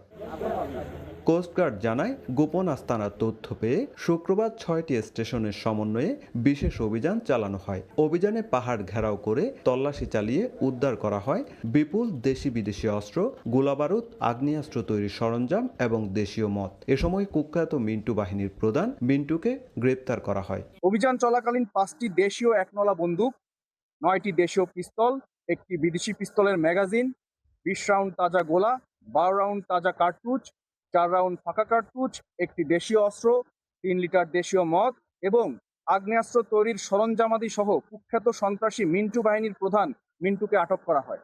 এদিকে শুক্রবার রাতে সংবাদ সম্মেলনে কোস্টগার্ড জানায় মিন্টুকে গ্রেপ্তারের মাধ্যমে উপকূলীয় এলাকায় অবৈধ অস্ত্রের বিস্তার ঠেকানো ও সাধারণ জেলেদের নিরাপত্তা নিশ্চিতের পথে বড় অগ্রগতি হয়েছে। একই সঙ্গে বাহিনীর অন্য সদস্যদের ধরতে গোয়েন্দা নজরদারি ও টহল কার্যক্রম আরও জোরদার করা হয়েছে। এই বিষয়ে আমাদের গোয়েন্দা তৎপরতা বর্তমানে জারি রয়েছে। আমরা আরো তথ্য সংগ্রহের চেষ্টা করে যাচ্ছি এবং আমাদের তথ্য যখন যথেষ্ট হবে তখন বাংলাদেশ কোস্টগার্ড এই বিষয়ে আমাদের কার্যক্রম এবং অন্যান্য অভিযান পরিচালনা আমরা অব্যাহত রাখব। কোস্টগার্ডের দেয়া তথ্য মতে দীর্ঘদিন ধরে সন্ত্রাসী কর্মকাণ্ড ও অবৈধ অস্ত্র ব্যবসায় জড়িত মিন্টুর বিরুদ্ধে রয়েছে 15টি মামলা। সুজাউদ্দিন রুবেল, সময় সংবাদ, কক্সবাজার। এই ছিল রাত 11টার সময়। এরপর সময় সংবাদ নিয়ে যুক্ত হবেন সহকর্মী মিসবাহুল আলিফ। ধন্যবাদ রাব্বি। সময় সংবাদ নিয়ে থাকছি আমি মিসবাহুল আলিফ। দেশে প্রথমবারের মতো পরিবেশ বান্ধব লিথিয়াম আয়ন ও সোডিয়াম আয়ন ব্যাটারি শিল্পকে বড় ধরনের নীতিগত সহায়তা দিতে যাচ্ছে সরকার। বাজেটে 2030 সাল পর্যন্ত কাঁচামাল আমদানিতে শুল্ক কর অব্যাহতির উদ্যোগ নেওয়া হয়েছে। উদ্যোক্তারা বলছেন এটি বাস্তবায়ন হলে কমবে উৎপাদন ব্যয়, বাড়বে বিনিয়োগ, আর নবায়নযোগ্য জ্বালানির ব্যবহারেও আসবে নতুন গতি। মোহাম্মদ আরিফের ছবিতে মেহেদী হাসানের রিপোর্ট। ব্যাটারি চালিত রিকশা, সৌরবিদ্যুৎ প্রকল্প, শিল্প কারখানা সবখানেই বাড়ছে আধুনিক ব্যাটারি ব্যবহার। দেশে ব্যাপক চাহিদা থাকলেও উচ্চমূল্য ও আমদানি নির্ভরতার কারণে লিথিয়াম ব্যাটারি ব্যবহার এখনও সীমিত।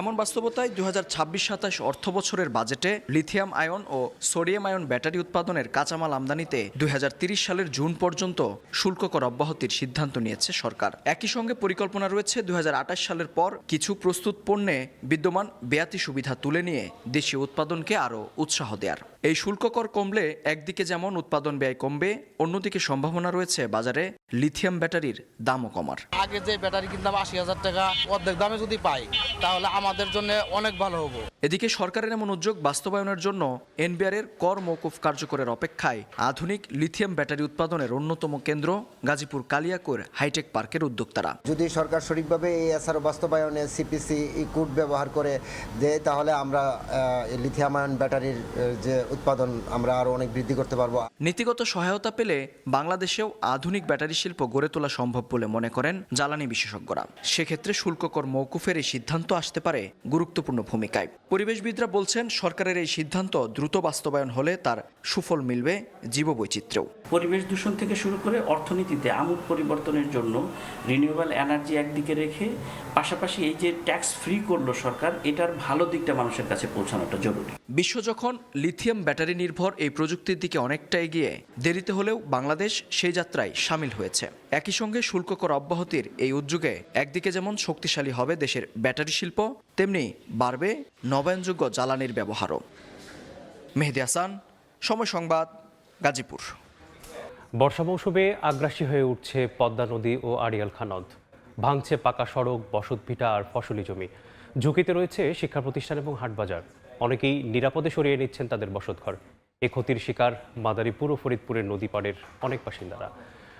পানি উন্নয়ন বোর্ডের তড়িঘড়ি করে জিও ব্যাগ ফেললেও প্রচণ্ড স্রোতে বিলীন হওয়ার আসছে না কোনো কাজেই। এ অবস্থায় টেকসই বেড়িবাঁধ নির্মাণের দাবি ভুক্তভোগীদের।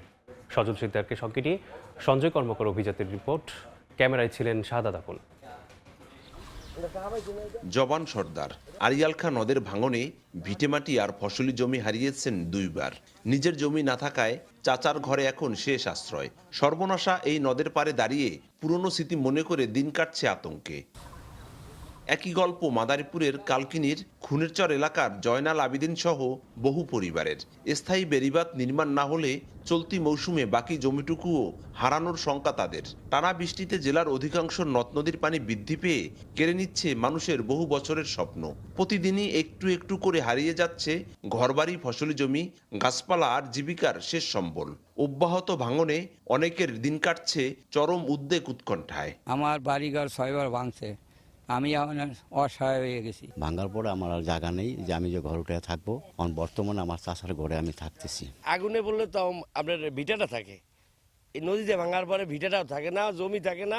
জেলার 250 কিলোমিটার এলাকা জুড়ে পদ্মা, পালর্দি, ময়নাকাটা, বিশারকান্দি সহ 10টি নদ নদী রয়েছে। এর মধ্যে পদ্মা ও পালর্দি নদী এবং আড়িয়াল খাঁ নদের ভাঙনে বেশি ক্ষতিগ্রস্ত হচ্ছে মানুষ।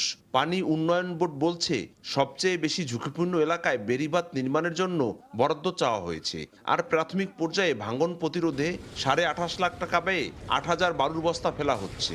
এখানে সমীক্ষা কাজ চলতেছে, অলরেডি 8 মাস হয়ে গেছে। আশা করা যায় সমীক্ষা প্রতিবেদন পাইলে আমরা ডিবিবিটা একটা সাবমিট করব এবং প্রকল্প অনুমোদন সাপেক্ষে আমরা স্থির প্রতিরক্ষা কাজ করব। 5 বছর আগে একই এলাকায় ফেলা জিও ব্যাগগুলো স্রোতে ভেসে গেছে। তাহলে প্রশ্ন উঠেছে, এবারও কি ভাঙন রোধে ফেলা জিও ব্যাগ স্রোতের টানে হারিয়ে যাবে নাকি মিলবে টেকসই সমাধান? এদিকে পোমত্তা, পদ্মা ও আড়িয়াল খাঁ নদের তীব্র ভাঙনে দিশেহারা ফরিদপুরের সদরপুর উপজেলার 3টি ইউনিয়নের বাসিন্দা। গত কয়েকদিনে 1/2 কিলোমিটার পাকা সড়ক, বেশ কয়েকটি বসতবাড়ি ও ফসলি জমি বিলীন হয়েছে। ভাঙন ঝুঁকিতে রয়েছে একাধিক প্রতিষ্ঠান ও একটি বাজার। নদীটা ভাঙতে ভাঙতে এই পর্যন্ত আসছে। তো এভাবে যদি ভাঙতে থাকে, সামনে কিছু স্কুল আছে, দেখা যায় স্কুলগুলো যাবে। যদি বাদ দেয় তাহলে আমাদের এটা অনেক হাজার হাজার সম্পত্তি, হাজার হাজার বিঘা সম্পত্তি এটা রক্ষা হবে। নদী ভাঙ্গন প্রতিরোধে জরুরিভাবে বেশ কয়েকটি ভাঙ্গন কবলিত এলাকায় জিও ব্যাগ ফেলার ব্যবস্থা করা হচ্ছে। পানি উন্নয়ন বোর্ড এবং আমাদের জেলা প্রশাসক স্যারকে চিঠি দিয়েছি এবং গত যে উন্নয়ন সমন্বয় সভা হয় সেখানেও বিষয়টি উপস্থাপন করেছি। 4টি স্থানে ইতিমধ্যে আমরা জিও ব্যাগের মাধ্যমে 300 মিটার কাজ সম্পন্ন করেছি। এছাড়া 2টি স্থানে 106 মিটার কাজ বর্তমানে চলমান আছে। সদরপুর উপজেলার 3টি ইউনিয়নের প্রায় 11 কিলোমিটার এলাকা জুড়ে ভাঙন অব্যাহত রয়েছে। সঞ্জয় কর্মকার, অভিজিৎ, সময় সংবাদ। ভোগান্তি আর দুর্ভোগের অপর নাম পাটুরিয়া, দৌলুদিয়া ও আরিচা কাজিরহাট নৌরুট। নদীতে পানি বৃদ্ধি এবং ঘাট সংকটে দুর্ভোগে পড়ছে যাত্রী এবং শ্রমিকরা। তবে সংকট নিরসনে বিআইডব্লিউটিএ কাজ করছে বলে জানায় কর্তৃপক্ষ। রমজান আলীর ক্যামেরায় মোহাম্মদ ইউসুফ আলীর রিপোর্ট। দেশের বৃহত্তম নৌরুট পাটুরিয়া, দৌলতিয়া ও আরিচা কাজিরহাট। নদীতে পানি বৃদ্ধির ফলে বেড়েছে নদী স্রোত। সম্পূর্ণরূপে বন্ধ হয়ে গেছে পাটুরিয়ার 5 নম্বর ঘাট। এছাড়া মাঝে মধ্যেই বন্ধ থাকছে পাটুরিয়ার 3 নম্বর ঘাট। এতে ঘাট সংকটে প্রতিনিয়ত আটকে থাকছে যানবাহন। এছাড়া নদী ভাঙ্গনের শিকার লঞ্চ ঘাটটিও সরিয়ে নেওয়ায় যাত্রী ছাউনি, পর্যাপ্ত টয়লেট ও নিচু হয় চরম দুর্ভোগ পোহাতে হয় যাত্রীদের। 2টা ঘাট চালু, তাও বন্ধর পথে। 3 নম্বর ঘাটটা নতুন ঘাট নামাইছে, সেই ঘাটটাও বন্ধ করে দিছে। যাইতে 20 মিনিট লাগে, ওইখানে অনেকখানি ঘুরে যেতে হইতেছে। এই সমস্ত দুর্ভোগের কারণে গাড়ি যাত্রী কমে যাইতেছে। বিআইডব্লিউটিসি কর্তৃপক্ষ বলছে, পাটুরিয়া, দৌলতদিয়ায় স্রোতের কারণে ফেরি চলাচল ব্যাহত হচ্ছে এবং বাধ্য হয়ে বন্ধ রাখতে হয়েছে একাধিক ঘাট। আরও যদি পানি বৃদ্ধি পায় তাহলে পাটুরিয়া লঞ্চ ঘাটটি আমরা সংযোগ সড়কের নিকটে নিয়ে আসবো এবং পন্টুনটি স্থাপন করব, যাতে যাত্রীরা খুব সহজেই যাতায়াত করতে পারে। বিআইডব্লিউটিএ প্রকৌশল বিভাগের দাবি, বর্ষার পানি বাড়তেই বারবার পরিবর্তন বা বন্ধ করে রাখতে হচ্ছে ঘাট। পানি বৃদ্ধির সাথে সাথে আমরা ঘাটগুলোকে উঁচু করতেছি বা পানি দেখা যাচ্ছে আমরা নেমে যাচ্ছে, সাথে সাথে আমরা নিচু করে ফেলতেছি। পাটুরিয়া, দৌলতদিয়া ও আরিচা কাজিরহাট নৌরুটে ছোট বড় 19টি ফেরি ও 32টি লঞ্চে প্রতিদিন দেশের দক্ষিণ পশ্চিম অঞ্চলের সহস্রাধিক যানবাহন ও হাজার হাজার যাত্রী পারাপার করে। সময় সংবাদ, মানিকগঞ্জ। ভূমিহীন মানুষের মাথা গোজার নিরাপদ আশ্রয় নিশ্চিত করার লক্ষ্যে শরীয়তপুরে পদ্মার চরে গড়ে তোলা হয়েছিল স্বপ্নের আবাসন। সময়ের ব্যবধানে সেই স্বপ্ন আজ পরিণত পরিত্যক্ত জনপদে। প্রায় 4 কোটি টাকার সরকারি প্রকল্পে এখন মানুষের উপস্থিতির অভাবে সৃষ্টি হয়েছে ভুতুড়ে পরিবেশ। প্রশাসন বলছে, প্রকৃত সুবিধাভোগীদের পুনর্বাসন এবং অবকাঠামো রক্ষায় প্রয়োজনীয় ব্যবস্থা নেওয়া হবে। বিএমএস রাফিলের তথ্য এবং মেরন খানের ছবিতে রিপোর্ট। ইংরেজি সংখ্যা 100। এর আদলে ব্যতিক্রমী নকশায় নির্মিত পুরো আবাস প্রকল্প। উদ্দেশ্য ছিল 100 ভূমিহীন পরিবারকে নতুন জীবনের ঠিকানা দেওয়া, কিন্তু বাস্তবে প্রায় 90% ঘরেই নেই বাসিন্দা। শরীয়তপুরের নড়িয়ায় চড়াকড়া ইউনিয়নের খাসবাজার এলাকায় 2020-21 অর্থ বছরে আশ্রয় প্রকল্প 2 এর আওতায় প্রায় 4 কোটি টাকা ব্যয়ে 5 একর খাস জমির উপর নির্মাণ করা হয় 100টি আধা পাকা ঘর। মানুষের বসবাস না থাকায় একে একে উধাও হয়েছে অনেক ঘরের দরজা জানালা, খুলে নেওয়া হয়েছে টিন, কেটে নেওয়া হয়েছে বৈদ্যুতিক তার, বিকল হয়ে পড়েছে গভীর নলকূপ। অনেকেই এখন থাকতে অনাগ্রহ প্রকাশ করছেন। এখন আমি ঘর দিছে এগো অভাব নাই, বাহিরের 8-10 জন থাকে। মসজিদ নাই, মাদ্রাসা নাই, রাস্তাঘাট ভালো না, কল চুরি হয়ে যায়, টিন চুরি হয়ে যায়, জানলা চুরি হয়ে যায়। তবে প্রকৃত সুবিধাভোগীদের পুনর্বাসন ও প্রকল্পের অবকাঠামো রক্ষায় দ্রুত প্রয়োজনীয় উদ্যোগ নেওয়া হবে জানায় জেলা প্রশাসক। যে ধরনের বিষয়গুলি, অভিযোগগুলি আসছে আমাদের সামনে, মোটামুটি সকল আশ্রয়নগুলো নিয়ে এরকম 2-1টা ঘর ফাঁকা পাওয়া যাচ্ছে মর্মে আমাদের কাছে তথ্য আছে, তো আমরা সেটা নিয়ে কাজ করছি। 4 কোটি টাকা ব্যয়ে এই প্রকল্পের স্থান নির্বাচনে ভুল থাকায় পুরোপুরি ভেস্তে গেছে অভিযোগ স্থানীয়দের। সময় সংবাদ, শরীয়তপুর। বিদেশি শিক্ষার্থী ও সাংবাদিকদের জন্য ভিসা নীতিতে বড় পরিবর্তন আনছে যুক্তরাষ্ট্র। নতুন নিয়মে শিক্ষার্থীরা সর্বোচ্চ 4 বছর থাকতে পারবেন, আর পড়াশোনা শেষ হলে দেশ ছাড়তে সময় পাবেন মাত্র 30 দিন। তবে চীনা সাংবাদিকরা 90 দিনের বেশি থাকতে পারবেন না দেশটিতে। বিদেশি শিক্ষার্থী ও সাংবাদিকদের জন্য ভিসা নীতিতে বড় ধরনের পরিবর্তনের চূড়ান্ত ঘোষণা দিয়েছে ডোনাল্ড ট্রাম্প প্রশাসন। যুক্তরাষ্ট্রের হোমল্যান্ড সিকিউরিটি বিভাগের নতুন নিয়ম অনুযায়ী বিদেশি শিক্ষার্থীরা তাদের একাডেমিক কোর্স শেষ হওয়া পর্যন্ত সর্বোচ্চ 4 বছর যুক্তরাষ্ট্রে থাকতে পারবেন। আগামী সেপ্টেম্বর থেকেই এই নিয়ম কার্যকর হতে পারে বলে জানা গেছে। এতদিন F1 শিক্ষার্থী ভিসা ও J1 এক্সচেঞ্জ ভিসাধারীরা নির্দিষ্ট সময়সীমা ছাড়াই পড়াশোনা শেষ না হওয়া পর্যন্ত যুক্তরাষ্ট্রে থাকার সুযোগ পেতেন। নতুন নিয়মে সেই ব্যবস্থা বাতিল করা হচ্ছে। শুধু তাই নয়, এক বিশ্ববিদ্যালয় থেকে অন্য বিশ্ববিদ্যালয়ে স্থানান্তর, কোর্স পরিবর্তন কিংবা ভিসার মেয়াদ বাড়ানোর ক্ষেত্রেও আগের তুলনায় কঠোর শর্ত মানতে হবে। নতুন নীতিতে পড়াশোনা শেষ হওয়ার পর বিদেশি শিক্ষার্থীদের যুক্তরাষ্ট্র ছেড়ে যেতে বা অন্য ধরনের ভিসায় পরিবর্তন করতে মাত্র 30 দিন সময় দেয়া হবে। আগে এ সময় ছিল 60 দিন। অন্যদিকে বিদেশি সাংবাদিকদের ভিসার মেয়াদ হবে 240 দিন বা প্রায় 8 মাস। পরে একই সময়ের জন্য নবায়নের আবেদন করা যাবে। ট্রাম্প প্রশাসনের দাবি, অনেক বিদেশি শিক্ষার্থী একের পর এক নতুন কোর্সে ভর্তি হয়ে বছরের পর বছর যুক্তরাষ্ট্রে থেকে যাচ্ছিলেন। এতে ভিসা ব্যবস্থার অপব্যবহার হচ্ছিল এবং সরকারের পক্ষে ভিসাধারীদের কার্যকরভাবে নজরদারি করা কঠিন হয়ে পড়েছিল। তাই জাতীয় নিরাপত্তা জোরদার ও অভিবাসন ব্যবস্থায় আরও নিয়ন্ত্রণ আনতেই এই পরিবর্তন করা হয়েছে। তবে নতুন নিয়মের সমালোচনা করেছে আন্তর্জাতিক শিক্ষা ও সংবাদ মাধ্যম সংশ্লিষ্ট বিভিন্ন সংগঠন। তাদের মতে এতে যুক্তরাষ্ট্রে মেধাবী বিদেশি শিক্ষার্থীদের আগ্রহ কমে যাবে। নাদিম মারজান, সময় সংবাদ। নদ নদীতে বর্ষার পানি বাড়ার সঙ্গে সঙ্গে বেড়েছে নৌকার চাহিদা। এতে জমে উঠেছে মানিকগঞ্জের ঐতিহ্যবাহী ঘিওরের সাপ্তাহিক নৌকার হাট। ক্রেতা বিক্রেতাদের অভিযোগ, প্রাচীন হাট হলেও উন্নয়নের ছোঁয়া লাগেনি। রমজান আলীর ক্যামেরায় মোহাম্মদ ইউসুফ আলীর রিপোর্ট। প্রতি বছর বর্ষা এলেই কদর বেড়ে যায় মানিকগঞ্জের 300 বছরের পুরনো নৌকার হাটের।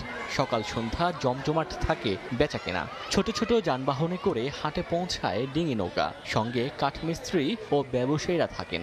আকার ও মান ভেদে 3 থেকে 9 হাজার টাকা পর্যন্ত গড়ায় নৌকার দাম।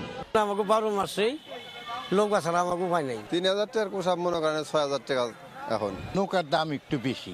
বিক্রেতারা জানান, কাঠ, লোহাসহ অন্যান্য উপকরণের দাম বেড়েছে, পাশাপাশি কারিগরদের খরচও বেশি। এর প্রভাব পড়েছে নৌকায়। কাঠ কিনতে গেলে দাম বেশি, কাঠ ভাঙাইতে গেলে দাম বেশি, লোহা লস্কর সব কিছুর দাম বেশি। এই কারণে ডুঙ্গার দাম বেশি। কিনা বেশি, এর জন্যই আমরা দাম একটু বেশি বিক্রি করতেছি। পানি একটু বেশি হলে 200-400 টাকা বলে। প্রাচীন হাটটি দিন দিন প্রসারিত হচ্ছে, তবে ড্রেনেজ, টিউবওয়েল ও টয়লেটের সুব্যবস্থা না থাকায় ভোগান্তি পোহাতে হচ্ছে সবাইকে। এখানে অনেক নৌকা ওঠে এবং এখানে কোনো টিউবওয়েল নাই, ল্যাট্রিন নাই। এই ব্যবস্থা কর্তৃপক্ষের কাছে আমার আবেদন। ঘিওরের এ হাটটিতে প্রতি বুধবার 9 থেকে 10 লাখ টাকার নৌকা বেচা কেনা হয়। সময় সংবাদ, মানিকগঞ্জ। প্রতিটি দলমতের ঊর্ধ্বে উঠে সংসদকে কার্যকর করতে সবাই চেষ্টা করছে বলে জানিয়েছেন জাতীয় সংসদের deputy speaker barrister Kaiser Kamal. দুপুরে ফরিদপুরের ভাঙার সাউতিকান্দা গ্রামে স্থানীয় নেতাকর্মীদের সঙ্গে মতবিনিময়ে তিনি কথা বলেন। জাতীয় সংসদ গণতন্ত্রের রীতিনীতি চর্চার জায়গা। সরকারি দল, বিরোধী দল তাদের স্ব বক্তব্য রাখতে পারছেন। আগামীর বাংলাদেশ কিভাবে পরিচালিত হবে সেই বিষয়েও বিস্তারিত তুলে ধরতে পেরেছেন বলে বলেন ডেপুটি স্পিকার।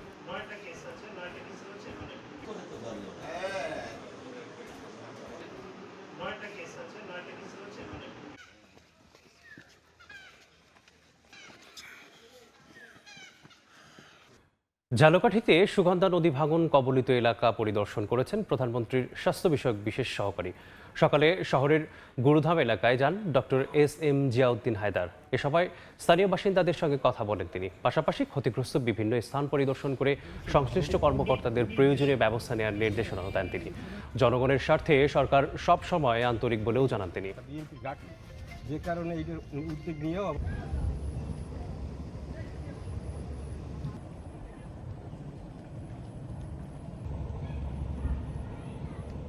ভাঙন রোধের যে প্রকল্প আছে সেই প্রকল্পের সাথে আমরা এখন চিন্তা করেছি যে গুরুধাম খাল রক্ষার জন্য, এই জায়গাটা রক্ষার জন্য আপাতত আমরা একটা এমার্জেন্সি প্রকল্প নেওয়া যায় কিনা এটা সম্ভবত যাচাই করব, যার মাধ্যমে এখানে স্লোপ করে জিও ব্যাগ ফেলানো হবে। এবং এই কাজটা সম্পূর্ণ হলে পরে এখানে পৌরসভা এবং এলজিডি মিলে পাশে গাইডিং ওয়াল দিয়ে একটা রাস্তা যাতে করে, যাতে করে এখানকার যে ঘনবসতিপূর্ণ এরিয়া, আমাদের ছেলেমেয়েরা স্কুলে সঠিকভাবে যেতে পারে, আমার মা বোনেরা হাঁটাচলা করতে পারে, এই ব্যবস্থা আমরা যত শীঘ্র সম্ভব এটা করার চেষ্টা করব। বন্যার প্রভাব ও শিক্ষার্থীদের ভোগান্তি বিবেচনায় অনির্দিষ্টকালের জন্য স্থগিত ঘোষণা করা হয়েছে চট্টগ্রাম শিক্ষা বোর্ডের এইচএসসি পরীক্ষা। একই সঙ্গে স্থগিত করা হয়েছে আলিম ও ভোকেশনাল পরীক্ষাও। তবে অন্যান্য বোর্ডের পরীক্ষা আগের সময় অনুযায়ী অনুষ্ঠিত হবে বলে জানিয়েছেন আন্তঃশিক্ষা বোর্ড সমন্বয় কমিটি।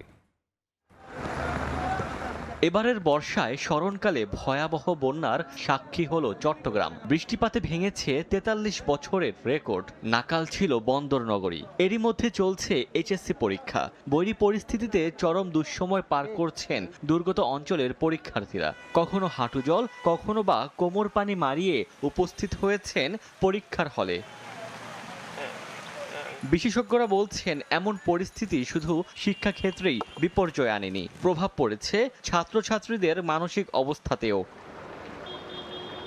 আবহাওয়া পরিস্থিতি ও শিক্ষার্থীদের ভোগান্তির কথা বিবেচনায় অবশেষে অনির্দিষ্টকালের জন্য স্থগিত করা হয়েছে চট্টগ্রাম শিক্ষা বোর্ডের এইচএসসি ও সমমান পরীক্ষা। তবে অন্যান্য শিক্ষা বোর্ডের পরীক্ষা নির্ধারিত সূচি অনুযায়ী চলবে। বৃহস্পতিবার রাতে এক বিজ্ঞপ্তিতে পরীক্ষা স্থগিতের কথা জানায় শিক্ষা বোর্ডগুলোর মোর্চা আন্তর্জাতিক বোর্ড সমন্বয় কমিটি। আন্তঃশিক্ষা বোর্ড সমন্বয় কমিটির সভাপতি ও ঢাকা বোর্ডের চেয়ারম্যান অধ্যাপক সৈয়দ আখতারুজ্জামানের সই করা বিজ্ঞপ্তিতে বলা হয়, বন্যা ও বন্যা পরবর্তী পরিস্থিতি, শিক্ষার্থীদের মানসিক অবস্থা ও রাস্তাঘাট ক্ষতিগ্রস্ত হওয়ার কারণে পরীক্ষা স্থগিত করা হয়েছে। ওমর ফারুক, সময় সংবাদ। মুন্সিগঞ্জ শহরের প্রধান সড়ক ভাঙাচোরা আর খানাখন্দের কারণে দুর্ভোগ লেগেই আছে বাসিন্দাদের। আর নতুন করে ড্রেন নির্মাণের জন্য রাস্তা কেটে ফেলে রাখায় আরও নাজুক পরিস্থিতির সৃষ্টি হয়েছে। কর্তৃপক্ষ বলছে ঠিকাদারের কাজে ধীরগতির কারণেই এই সমস্যা সৃষ্টি হয়েছে। নাসিরউদ্দিন উজ্জ্বলের রিপোর্ট, ছবি তুলেছেন আবু সাইদ। ধলেশ্বরী তীরের পৌনে 11 কিলোমিটার আয়তনের মুন্সিগঞ্জ শহরের প্রধান সমস্যা এখন সড়ক পথের দুর্ভোগ। কিছু সড়কের সংস্কার শুরু হলেও ধীরগতির কারণে নতুন সংকটে বাসিন্দারা। জেনারেল হাসপাতাল সড়কে ভাঙাচোরা রাস্তায় দীর্ঘ যানজট আর লিকেজ দিয়ে বুদবুদ করে বের হওয়া পৌরসভার লাইনের পানির সঙ্গে বৃষ্টির পানিতে নগরবাসীর দুর্ভোগ চরমে। পিচ উঠে অসংখ্য বড় বড় গর্ত সৃষ্টি হয়, প্রায় ঘটছে দুর্ঘটনা। গাড়ি ঘোড়া চালানো যায় না ঠিক মতো, সারা শরীর ব্যথা হয়ে যায়। যেই যা কি আমার ট্যাক্স বেড দিয়েও তো ঠিক মতো রাস্তার কোনো কাজ পেয়েছি না। চলাচলের সমস্যা হচ্ছে, বৃষ্টি পানির জন্য থাকে, যাওয়া যায় না। মেরামত করে কিছু সময়ের জন্য, এই একদিন 2 দিন 4 দিন থাকে, আবার যেই অবস্থা সেই অবস্থা হয়ে যায়। গাড়ি উল্টে যায়, বাচ্চাদের নিয়ে প্রচুর রিস্কে আছে। আমরা স্কুলে আসতে আমাদের খুবই ভোগান্তি হয়। পৌর কর্তৃপক্ষ বলছে ঠিকাদারের ড্রেন নির্মাণে কচ্ছপ গতির কারণে অচল অবস্থার সৃষ্টি। কন্ট্রাক্টর সাহেবকে চাপ দিয়ে হোক বা যে কোনো প্রসেসেই হোক, আমরা বদ্ধপরিকর যে অল্প টাইমে হয়তো আগামী 4 মাসের ভিতরে সর্বোচ্চ আমরা এই কাজটা শেষ করার চিন্তা ভাবনা আমাদের আছে। এলাকাবাসীর অভিযোগ 2 বছরের 4 বার মেরামত করা হলেও অনিয়ম ও সঠিক পরিকল্পনার অভাবে টেকসই হচ্ছে না সড়কটি। শহরের প্রধান সড়কের এই মানিকপুর অংশে প্রায় আধা কিলোমিটার এলাকা বেশি নাজুক অবস্থার কারণে দীর্ঘদিন ধরে দুর্ভোগ পোহাচ্ছে লাখো মানুষ। মুন্সিগঞ্জের মানিকপুর থেকে নাসির উদ্দিন উজ্জ্বল, সময় সংবাদ। মালাক্কা প্রণালী এড়িয়ে নতুন বাণিজ্য মানচিত্র আঁকছে চীন। একটিমাত্র নৌপথের উপর নির্ভরতা কমাতে একের পর এক অর্থনৈতিক করিডোর, বন্দর, রেলপথ ও পাইপলাইনে বিলিয়ন বিলিয়ন ডলার বিনিয়োগ করছে বেইজিং। প্রশ্ন উঠছে, এটি কি শুধু বাণিজ্যিক কৌশল নাকি ভবিষ্যৎ ভূরাজনৈতিক সংঘাতের প্রস্তুতি? বিশ্বের অন্যতম ব্যস্ত নৌপথ মালাক্কা প্রণালী মধ্যপ্রাচ্য, আফ্রিকা কিংবা লাতিন আমেরিকা থেকে পূর্ব এশিয়া যাওয়া বিপুল পরিমাণ তেল, গ্যাস ও পণ্য এই প্রণালী দিয়েই চলাচল করে। চীনের আমদানি করা জ্বালানির বড় অংশ এই পথের উপর নির্ভরশীল। কিন্তু সংকীর্ণ এই জলপথে যুদ্ধ, অবরোধ কিংবা ভূরাজনৈতিক উত্তেজনা দেখা দিলে চীনের শিল্প উৎপাদন, জ্বালানি নিরাপত্তা ও রপ্তানি সবকিছুই একসঙ্গে চাপে পড়তে পারে। এই আশঙ্কা কি বেইজিং বহু বছর ধরে মালাক্কা ডিলেমা নামে বিবেচনা করে আসছে।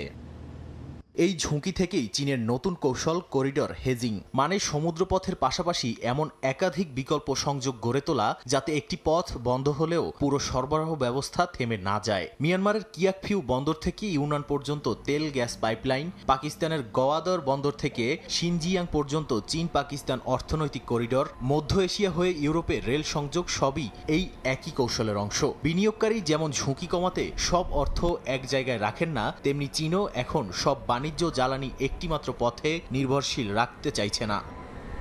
তবে বিষয়টি শুধু অর্থনীতির নয়, এর সঙ্গে জড়িয়ে আছে ভূরাজনীতিও। তাই তাইওয়ানকে ঘিরে উত্তেজনা, দক্ষিণ চীন সাগরে প্রতিদ্বন্দ্বিতা, ভারত মহাসাগরে যুক্তরাষ্ট্র ও তার মিত্রদের শক্তিশালী নৌ উপস্থিতি, সব মিলিয়ে বেইজিং এমন একটি সরবরাহ নেটওয়ার্ক গড়ে তুলতে চাইছে যা সংকটের সময়ও সচল থাকবে। গত এক দশকে বেল্ট অ্যান্ড রোড ইনিশিয়েটিভের আওতায় বন্দর, রেলপথ, সড়ক ও জ্বালানি অবকাঠামো নির্মাণে শত শত বিলিয়ন ডলার বিনিয়োগ করেছে চীন।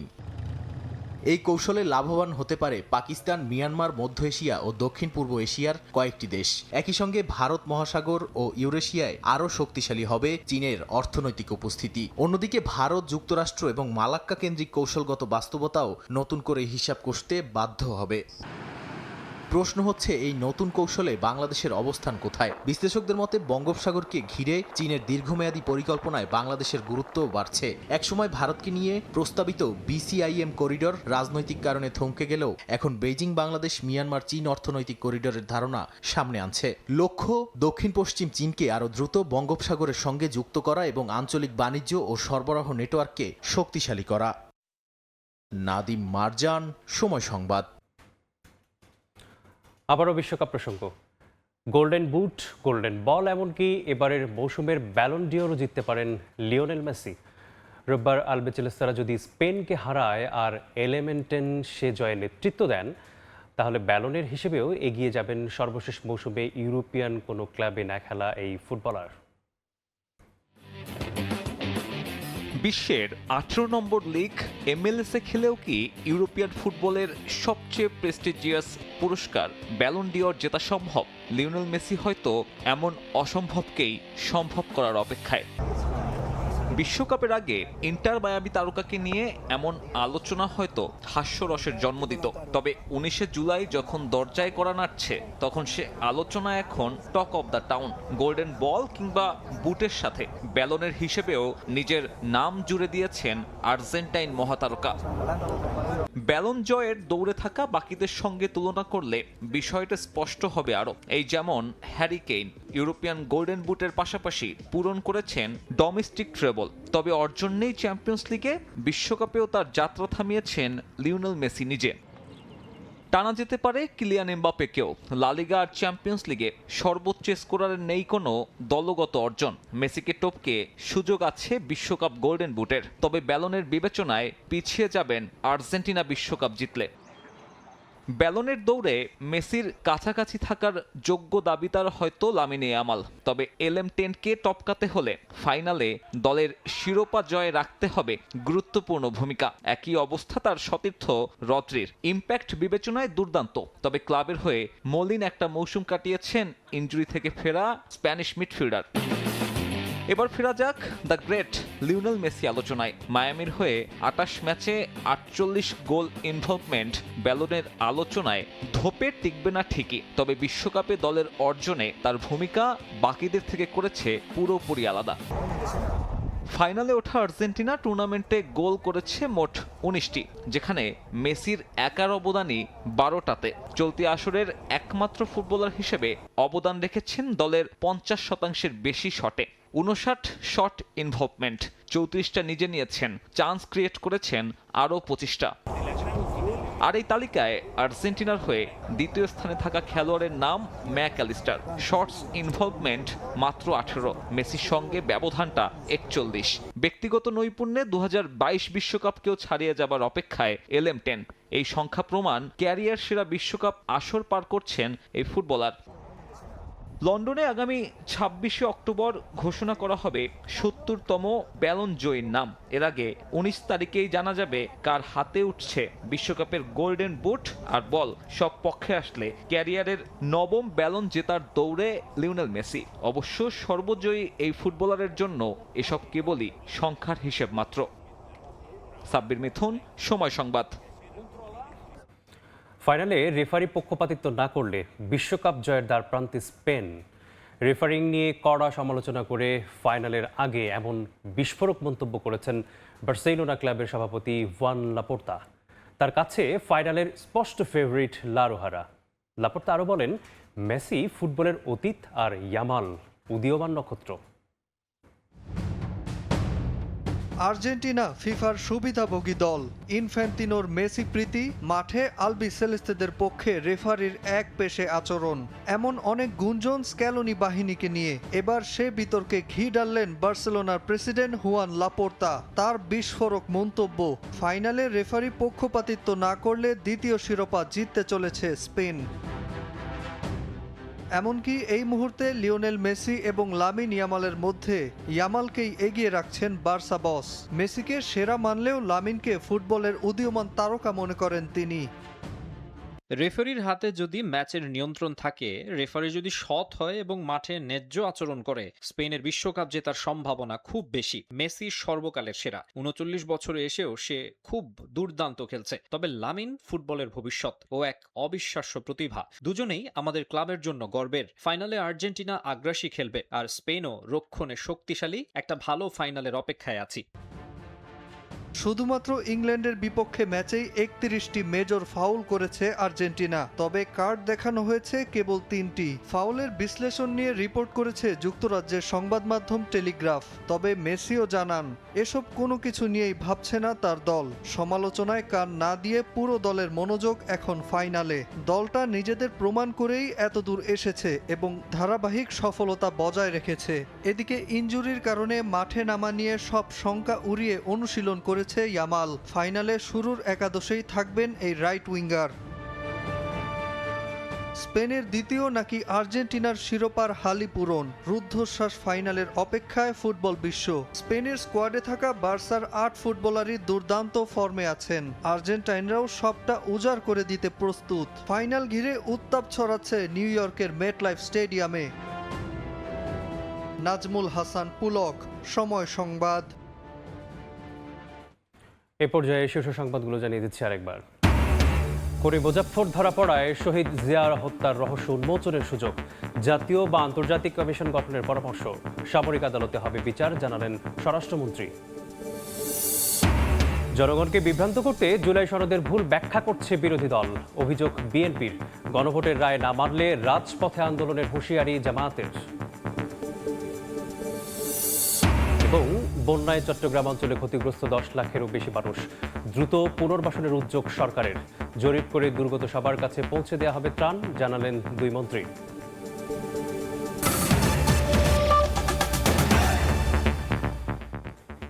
এই ছিল সময় সংবাদে। দর্শক, বিশ্বকাপ ফুটবলের মহাযজ্ঞ সরাসরি সম্প্রচার করছে সময় টেলিভিশন। দেখতে চোখ রাখুন সময়ের পর্দায়। এরপর প্রবাসে সবাই নিয়ে আসছি কিছুক্ষণ পর। সঙ্গেই থাকুন সময়ের।